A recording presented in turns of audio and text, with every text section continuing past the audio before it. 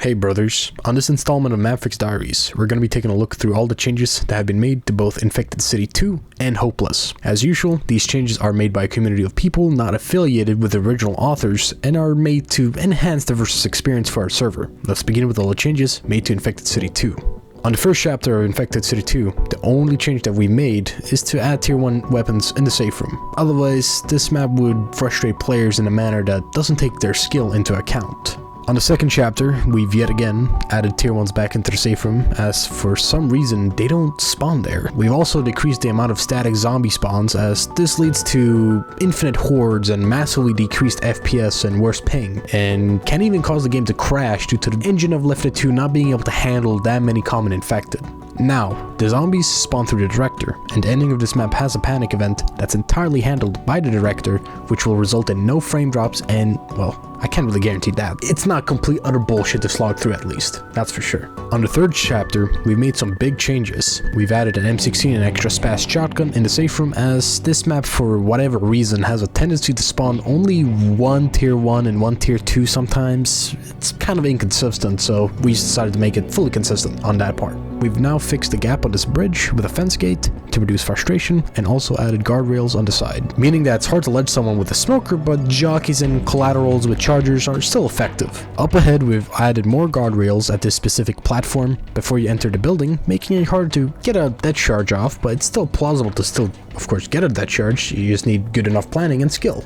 On the fourth chapter, the only change that has been implemented is getting rid of the static zombie spawns, which, as you know already, if left in, could result in more noticeably worse ping and worse FPS. The zombies should be working normally and not constantly spawning even without boomers vomiting on a survivor. On the finale, we have now implemented a versus script, and the holdout finale is now in a working state. You get 20% of points for making it to the radio and starting the holdout. The only thing Spirit could not fully fix was the fact that the survivors get points while the tank is alive. However, other than that fact, this finale is now in a playable state and isn't total ass to play. Well, I mean, it is a holdout, so maybe it is.